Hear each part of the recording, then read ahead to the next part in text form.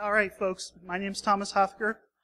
Sorry about the technical delays here, but that just makes it more of a challenge. There's 191 slides to go through. There's a lot of screenshots, so I think we'll be able to make it.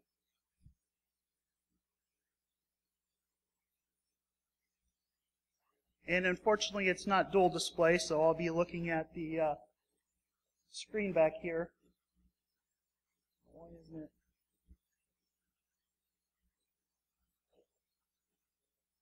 There. Alrighty. So, again, this is exploiting PKI for fun and profit, or the next yellow lock icon. And that title will become a little bit more apparent as I move through the talk. Quick agenda. Some of the talks yesterday dealt specifically with some of the stuff that I'm going to talk about, mainly the code signing cert that Dave Kennedy mentioned, and then also Bruce Potter talking about the key length and trusting CAs. The typical legal disclaimer, I'm a government employee. I'm not here representing the government. I'm solely representing myself. One thing I won't talk about is there is a smart card for classified networks, and I won't answer any questions, so don't ask. So this is who I am, long history of what I do. I do have a charity, a couple charities that I'm pimping here. So Maryland Westie Rescue takes in Westies that have been either turned in by owners or come from puppy mills. A lot of those puppy mills are from Central Ohio and also in Pennsylvania. So, ninja or pirate, neither. Shooter by birth, operator in training. These are some of the charities that I'm also plugging, so please feel free to donate to these guys. They're the people that go out and do stuff like take care of bin Laden and some of the other terrorists that have been gotten. So here's some of the other research. One of the things that really scared me was the crazies published the URLs and also uploaded to one of the media sites is the CRLs, which are public, and they made a big deal out of it. But really, they're out there to be had, to be retrieved, and you can find some stuff in them as far as what's available. One of the things as far as when you're exploring PKI is the EFF's project of SSL Observatory. You can find a lot of CAs that aren't well known. They've mapped the internet on 443 looking for these. So a little bit of a refresher. Your public key is public. It's used to encrypt stuff, and then only your private key can decrypt it. There's a mathematical relationship. The CAs, I think pretty much everybody's aware of the CAs with all the DigiNotar stuff that went on. There's revocation lists. Moxie Marlinspike also had a little bit of research about OCSP, which is one of the protocols that's used to verify the certificate status. And the number 3 is part of SSL sniff. It will actually tell the browser that's asking for the check that it can't either answer the questions. Different browsers handle that different ways. So if you're able to eject yourself into the middle of that conversation, you can basically fool the browser and tell them, hey, everything's okay with that certificate. So here's what EFF found. Lots of certificates out there, all kinds of organizations. There's actually a huge PDF map where they allow all the CAs and the hierarchies. So if you're looking at PKI from a recon perspective, there's a lot of things that you can find. You wind up looking at your whois data, and then you can supplement that from your normal footprinting. You want to look at the CRLs, where those are stored. They'll be available by HTTP or LDAP in a lot of times, and sometimes you can actually gather some more interesting stuff of what type of CA that they're using in their software. So what the other stuff that you can find is you can find email addresses for the points of contact. You can also, like I said, get information about what the PKI infrastructure is running. If you can undermine the PKI infrastructure, you've basically got control of the system. You've got the crown jewels, and as we saw in the DigiNotar case, you know, in Iran they basically used that to eavesdrop and view all the communications. So actually, Sans had a really good short little tutorial on how to take the CRLs I'm not going to go into details on the CRLs. Like I said, there's a lot of slides in here, and I want to make sure we get through most of them.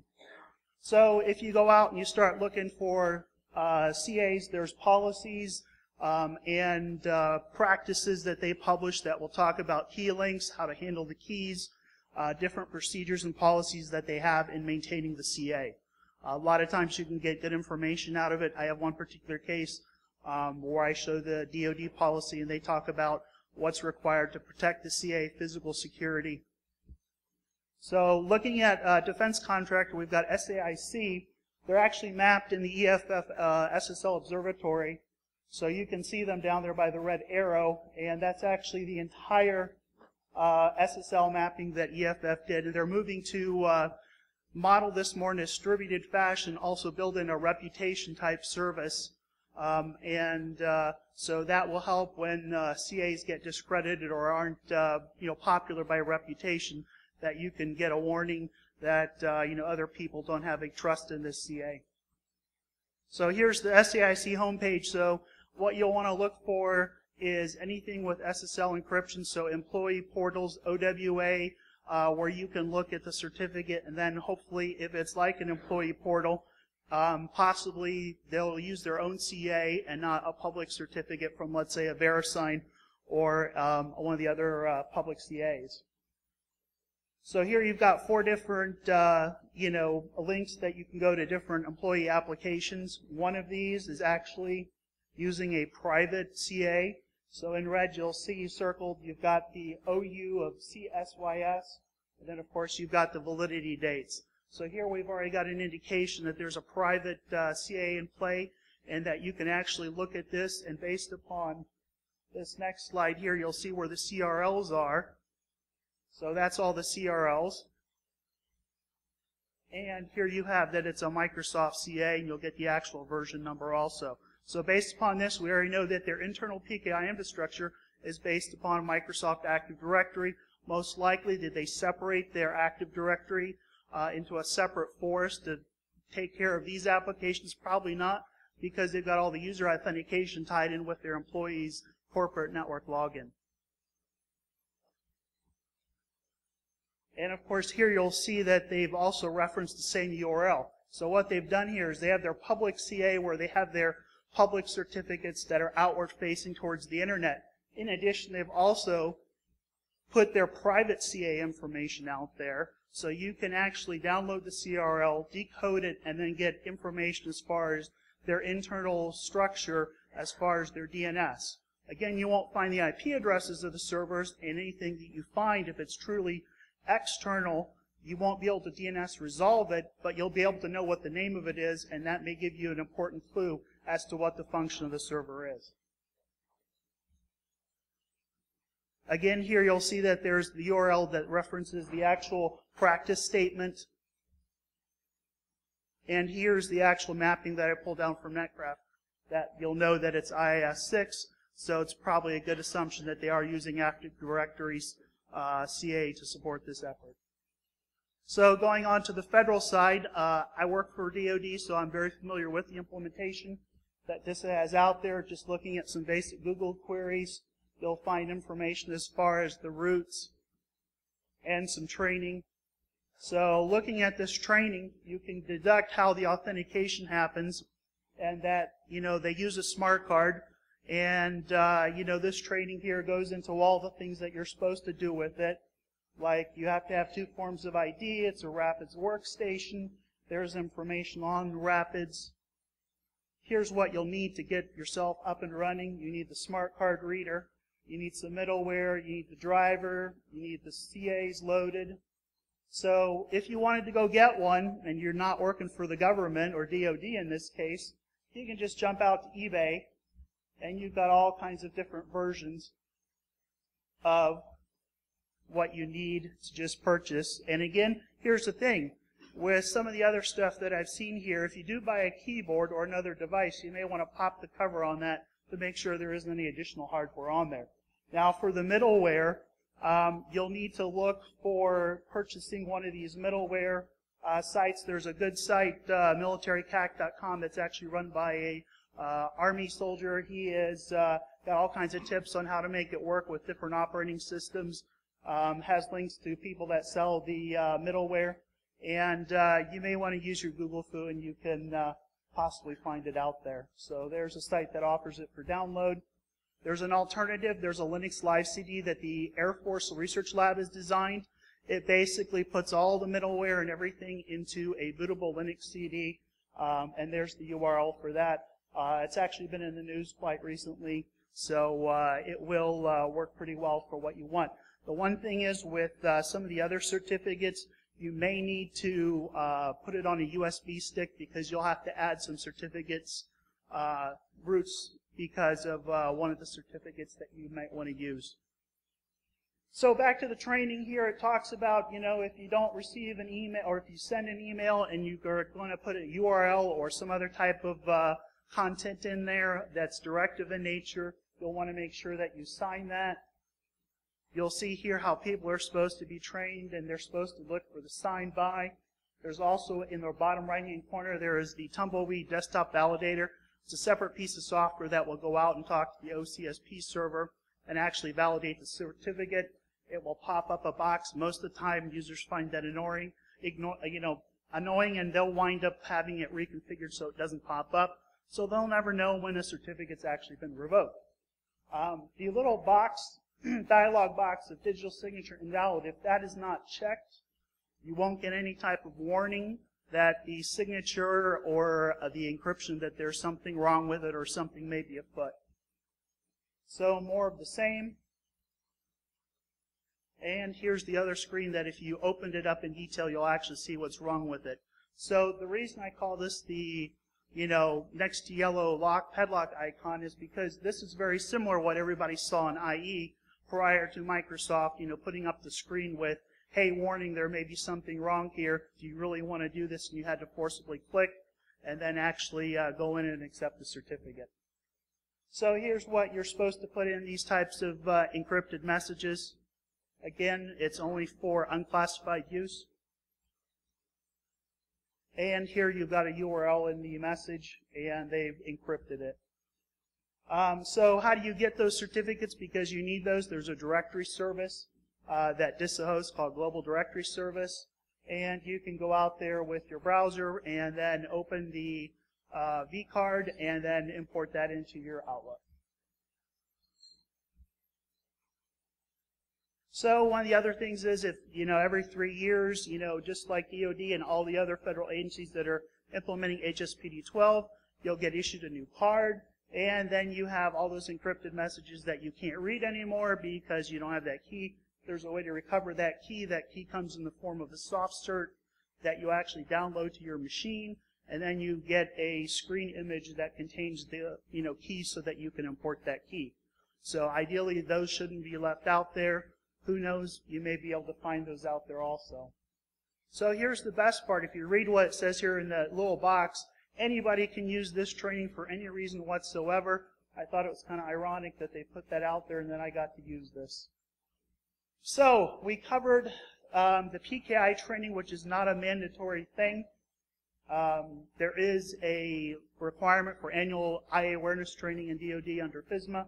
So they do cover that. There's some other free training available from DISA that includes phishing. You may be able to use that in your organization. So this is the actual information assurance training. There's one particular room that they deal with email and signed email and encryption. With the human resources email, yes, it's signed, and you're supposed to click that. But that's all. They don't talk about anything as far as, hey, make sure that the signature's valid. So there's no user awareness. The red ribbon gives a false sense of security. So I mentioned the CAC already. Here's Rapids is the system in the workstations that issue the CAC. So it arrives as a blank smart card. There's an operator of the terminal, and then a second smart card reader will actually be used to put the certificate onto the machine. You can get plenty of information out there on the CAC. If you're outside the DoD NIPRNet and you want to grab all the ECA certificates and the DoD certificates, you can get them on that website. You'll need those to be able to communicate. So looking at that certificate from DoD PKI, you'll see that you have the two different CRL distribution points. And then looking at interoperability between the DoD and the federal. So there's plenty of places where you can find information. There's a NIST publication, SP 832. It talks there about HSPD 12 and the Federal Bridge Certificate Authority. So what is happening is all of the federal agencies are implementing these smart cards, and they're all cross-signing and joining this PKI hierarchy where you can actually be authenticated across multiple federal agencies. In addition to federal agencies, you've got DoD contractors that are actually joining this. You've got states. So bottom right-hand corner, you've got the state of Colorado, state of Kansas. So in theory, you should be able to use, as a state employee, be able to get access to some of these sites because of all the cross-signing between all the certificate authorities. I already mentioned 832 goes into great detail on how to do the cross-signing and how those procedures are established. And here's some more DoD policies. So looking at this, I already talked about GDS a little. This is actually from the DISA website, and they talk about an electronic directory. So here's a little bit more detail. There's actually 2 directory sites that you can go to, and it provides you a DoD-wide search capability for names, email addresses, phone numbers, and certificates. So the first one there says anyone with a valid DoD, PKI, or ECA certificate can access that. So if you're not in the DoD, but what's this ECA certificate thing? You wind up doing a little research in what ECA certificates for external organizations outside of DoD, for, let's say, suppliers and vendors to actually be able to communicate in a secure fashion with DoD. So they have different assurance levels, different categories, and there's an identity proofing involved. So that can range anything from a trusted agent that will issue the other types of smart cards for DoD employees. There's smart card versions, there's soft certificates. So here are the 2 that I actually looked at. So here's the first one. And when I first went to this website, I saw one particular thing that said, hey, there's a social engineering opportunity here, and walk-ins welcome.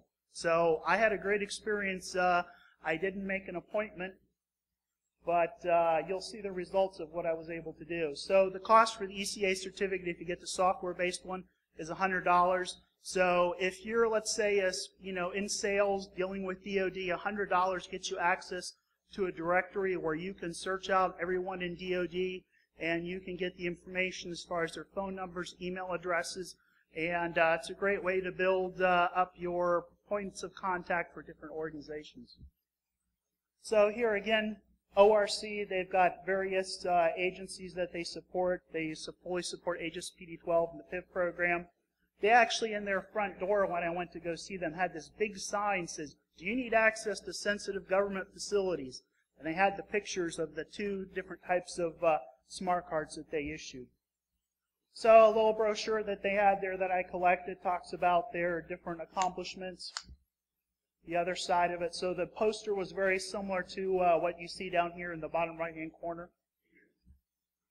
So their website, of course, gives a lot of information where they're located. Their Virginia office is up in Fairfax, support issuance of the actual hard token. So this is where they're actually located at. So they're on the 2nd floor there, and you'll notice that it's also where the headquarters of the NRA is, which I sort of found ironic. So social engineering that I did, I walked in without the appointment that I mentioned. I attempted to find out where the CA hardware is actually located. They do have a 24-hour presence there. They do have a knock. The reason I know that is the exit door had a sign on it that said, don't lock the door or don't, enable the alarm because there's someone here 24 hours. So I assume that they probably maybe have, Monday through Friday 24-hour support, and then maybe on the weekends they don't. So I did ask lots of questions, and the gentleman was very helpful. So, you know, I asked, hey, how does this work? Where are these soft certs? What happens to them? So he did tell me that a lot of them get stolen, and that they get requests from Cybercom to have them deleted. So obviously they wind up getting lost. And they do have 0 complaints as far as people that have lost their certificate. It doesn't work anymore, but no one's ever called to complain. So obviously those people either never used it or had it or lost it. I was kind of surprised at that. One of the other things he shared is a system called JPass. They were going to start going to smart card authentication on that. Question?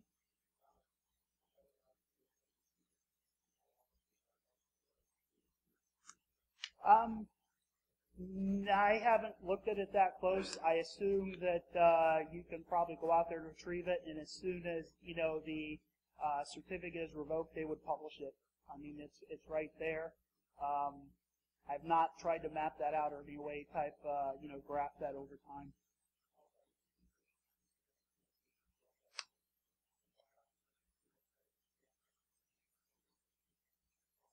Mm-hmm. So this was actually inside, and trying to sneak photos with a cell phone camera didn't work out too well. But the room I was in, the guy had to leave for 10 minutes. So he did offer that the break room was next door and I could go get some water. So I did that. Standing just outside the door of the room where the machine was that did the certificate issuance there's an access point. It's unfortunately, because of the window there, it's pretty much whited out, but there's an access point there. I was able to pick up one of the access points from outside in the parking lot. So they did have WPA2 with AES turned on. So the actual machine that they issued the certificate and actually wrote the certificate onto the smart card was in a separate room right next to the break room. It was a Windows XP machine. As you can see, it wasn't patched in a long time. So I was alone with this machine for 10 minutes. I had to restrain myself, and one thing that I did notice here is they had that pony plug. That would have been perfect for this because the machine was underneath of the table. There was a whole spaghetti mess of wires back there. It would have worked out perfectly. So looking at the actual network that the CA has, they have a /24 that's non-portable. Here's some of the major hosts that they have that are involved with the issuance of certificates and ordering of certificates. I actually ran the Nmap scan this morning because I didn't want to take any risk of them picking me up from at home and then, you know, blocking me out. The one thing that I did find that was interesting was the pager service. It was an open TCP 444, and then also the Netscape Messenger Express service. I didn't look into that, how old that was, but I assume since it literally still had like a Netscape web browser 2.0 type logo with the N, that it's probably extremely old. And if it's a messenger service, I don't think I'd want to use it over port 80. So I mentioned the ECA Network Security. So here's from the DoD policy for ECAs. Pretty much anyone can become an ECA. 2 requirements are you got to follow this policy. You have to undergo testing with the Joint Interoperability Test Command. They've got 2 locations, one in Fort Huachuca and one in Indian Head, Maryland. So some of the protections, you got to have a firewall, you got to have an IDS, and they have to be approved by NIAPCC under the medium robustness protection profile.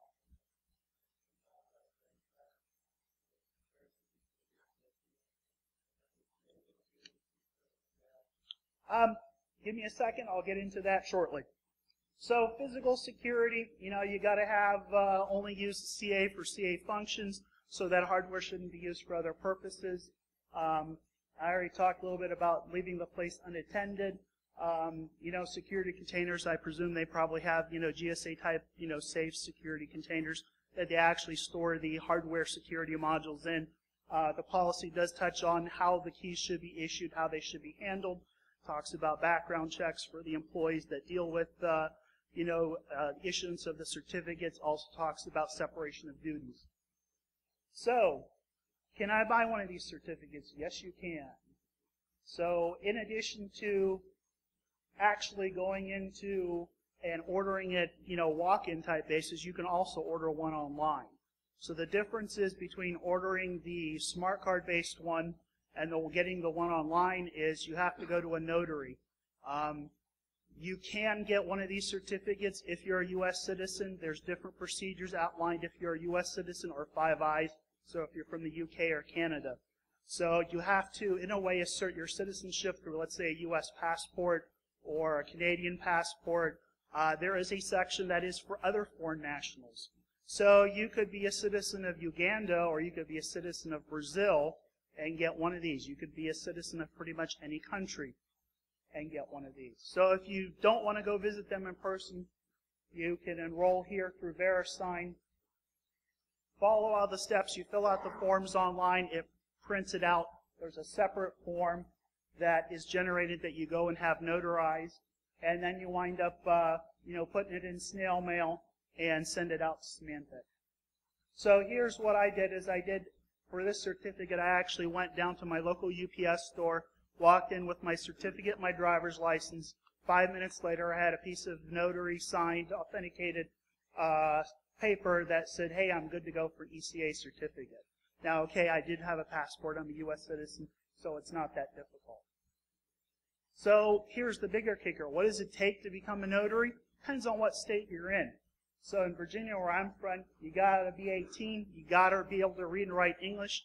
I guess there was a requirement that you had to be a U.S. citizen, but there was a court case that dealt with having that being discriminatory. So it costs $45. You got to get to the courthouse within 60 days to take your oath. They don't require that you have a notary log. So in the log, they note, who was there, what was purpose was for, who notarized it. So because there's like 3 employees there at the store that are notaries. I've had other stuff notarized there, and it was somebody else that day, even though both of the people that had done notary work for me were there that day. Notary handbook goes into excruciating detail of what you can do. Here in Kentucky, the requirements are a little bit different. I would say they're probably a little bit laxer. You got to be age 18, good moral character, so you guys are all out. It's $10, and you have to go take your oath within 30 days. The bond, which there isn't one required in Virginia, varies by county. And again, there's the site for the handbook. So great, you've got your certs, you got your middleware, now what are you going to do?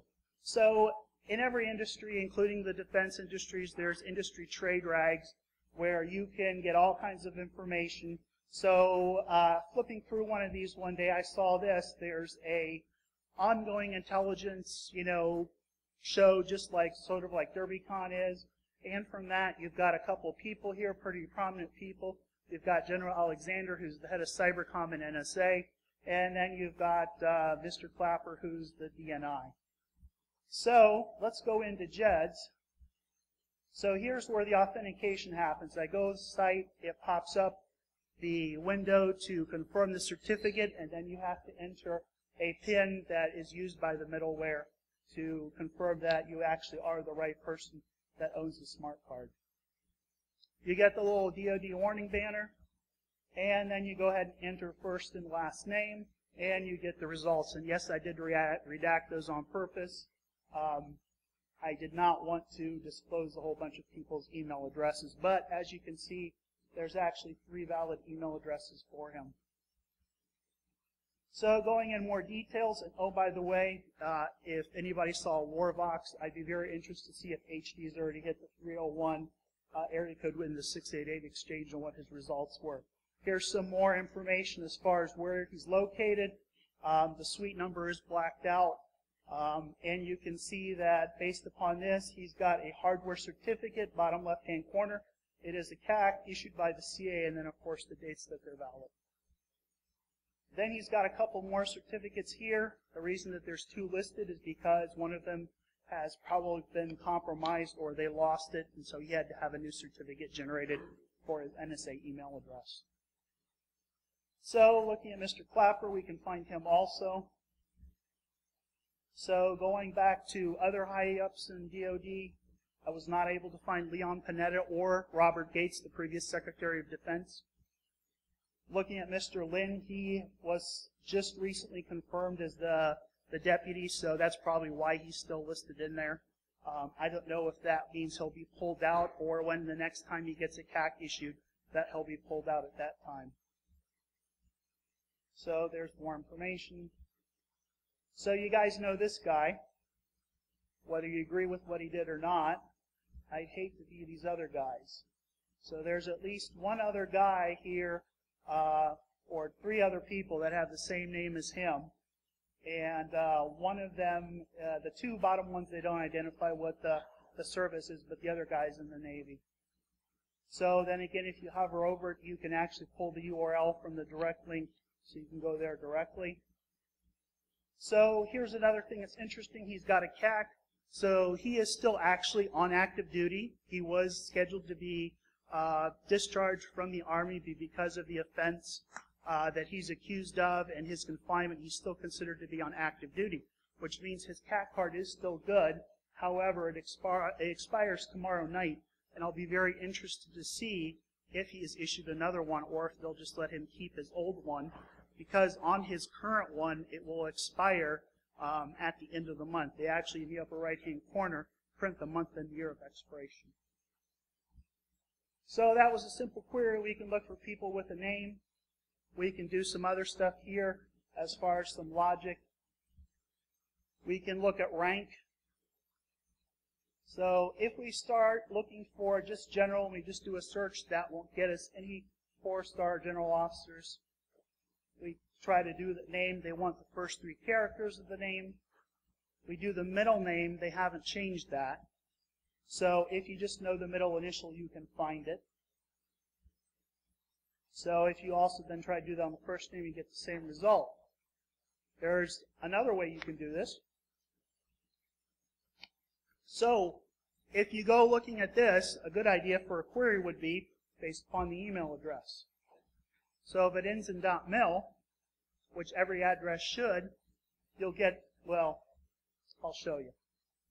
So you get all the 4-star general officers that end in .mil. There shouldn't be any that, are not listed.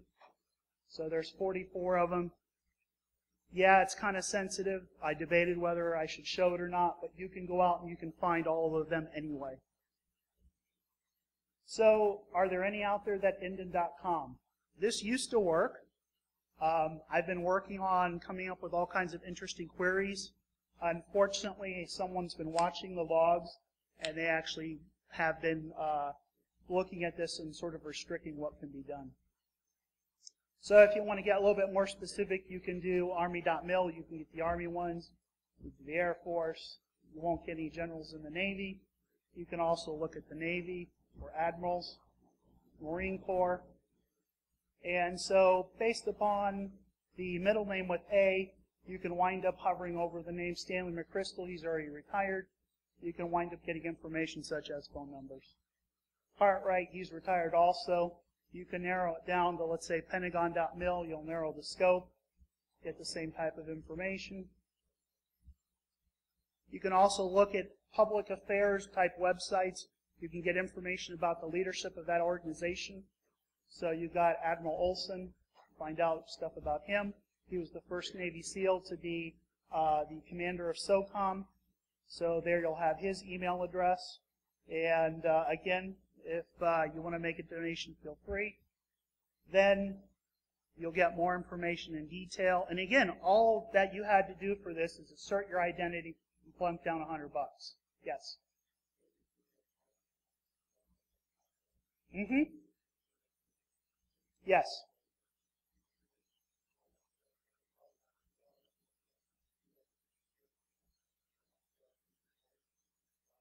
They're actually looking for that type of collaboration.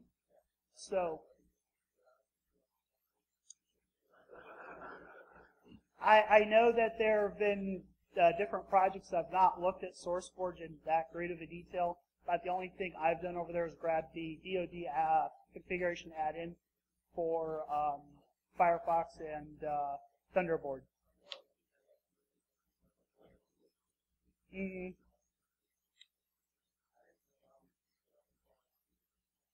Yeah, yeah. There was a long discussion I had because I had to run this past legal and I had to run it past OPSEC, and they're like, "Well, this is all FOUO," and I'm like, "Yeah, but $100 in my identity gets me access to it.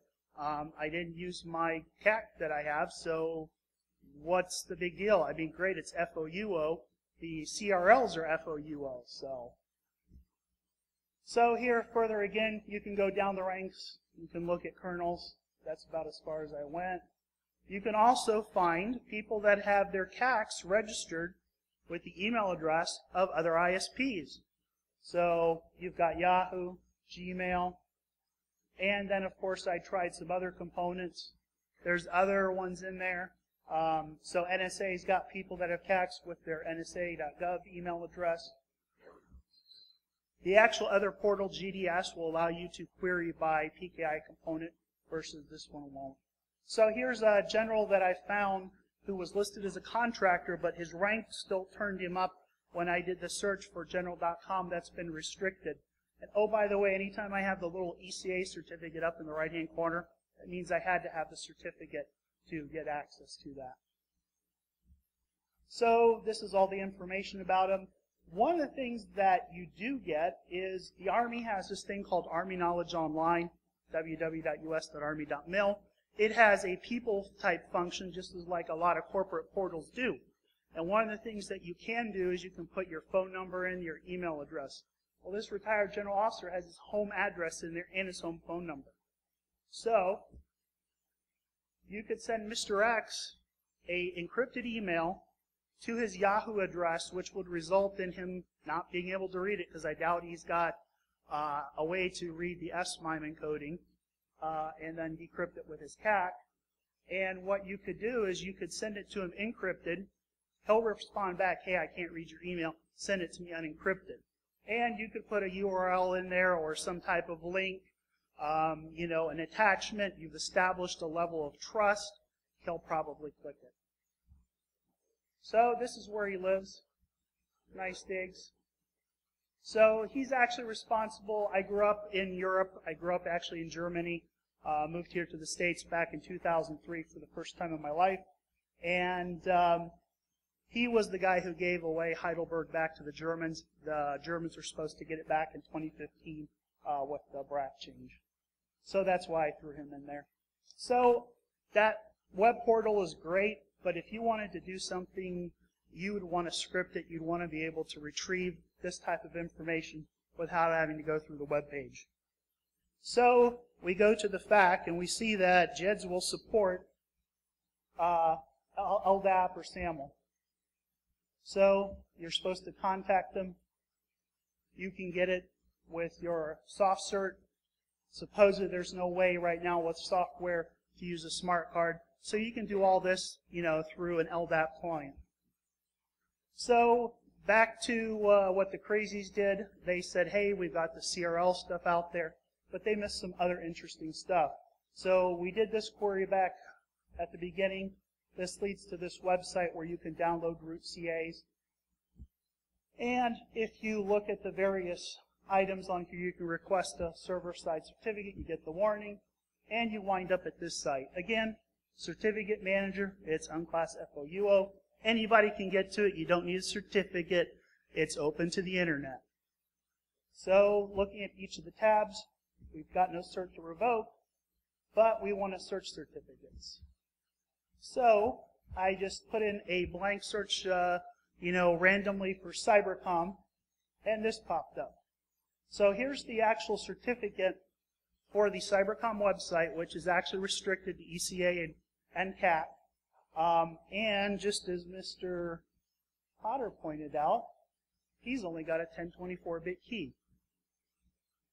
And actually, I do believe the requirement is to issue 2048 keys, and has been for a while. So again, you can do interesting queries on this information. Not only are you going to get revoked certificates, you're going to get current certificates also. So looking for VPN, you're going to wind up with things like VPN concentrators. So here's a couple of Navy examples. The key here to remember is, again, like I said earlier, These are not necessarily host names that you can resolve from your location. They may be internal network components, but there's a split DNS, but there's no split PKI. You're going to see stuff from the inside and the outside, and that may give you very good information on what's in there. So, again, I tried OU of NSA. So here's all the different things that you can break down and limit your query by. Dates the certificate expires, so you can look for something during the period of your pen test that's going to be expiring very soon. You may be able to do some social engineering. Maybe the certificate's already expired. Maybe you can get someone to go ahead and accept the certificate anyway. There is a limit on this of 99 results, and there is a timeout. So we'll look at possibly doing some exploitation. You can get a free email certificate from Komodo. You can also roll your own. Why would you want to do this? Well, you can bypass the antivirus on a server because the content of your message is going to be encrypted. Again, the headers and the actual subject is going to be in the clear, but the other stuff will be encrypted. So ideally, you'd want to get one email cert that you can reuse with different mailboxes. So there's actually a add-on to Gmail that works perfectly for this. In Outlook 2010, you can't actually have the email address and the certificate be different. So this is the actual plugin. You wind up doing some changes. Here's a certificate that I had issued for free. It didn't cost me a dime. And you wind up changing those settings there. You select the certificate. And I have not tried this, but it would be interesting to see what happens if you include the root CA, if it would then not even check the certificate store on the machine. So again, you've got to make sure that you have the settings enabled so it can use your Gmail account to log in. This is what it looks like as far as the Gmail interface. This is how it proceeds. Once it's done, it winds up coming into the other person's inbox. So here you have a perfectly signed email. Looks good, so unless you're paying attention to the signed by, which I would argue most users won't, you're good to go. And to a person that's in the DoD, this would be perfectly okay. You could click on any type of link or open any type of attachment. So again, the circled box, if I set my machine date back to the 1st of April, the certificate won't be valid. The only reason that box pops up like that is because you've got the little checkbox about warning on digital certificates. So even if you had that unchecked, the only warning you would see is a red line and then the little red exclamation mark in the yellow. Again, probably not that difficult, for a user to ignore because there's nothing that says danger here other than a little red line. So, addition to some existing tools that I'd like to see, Chris John Riley actually had a blog post about stuff at BrewCon. He's actually adding in and writing the code for Metasploit so you can roll your own CA dynamically. He's like, yeah, you could do your own open SSL, but why bother when you can have Metasploit do it in 15 seconds? Carlos Perez actually he has the ticket. He's fine-tuning the code where you can do this in Metasploit and actually add CA roots to the certs of the actual machine. Dave Kennedy, I've got to talk to him about adding a capability into SET where you could do encrypted and signed email. So a project that I'm launching here is Secure Your Badge. I'm in DC. I see tons of people walking around in the metro with their badges hanging out, and they should be putting those away. So if you do catch somebody doing that, do a post to Secure Badge. And I don't know if we'll have time for the demo, but again, I'll take any questions and I'll get the demo prepped. Yeah.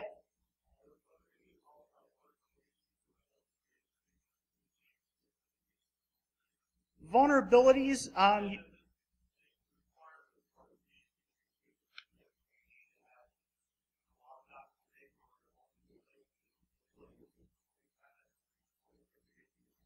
you can get an ECA certificate from any of the approved vendors. So you get one from all three, or I'd say as long as you have a different email address, if you wanted to register your 5 email addresses, that would be no problem. Okay. Sorry. Thanks. One more hint on the online demo. If you go out to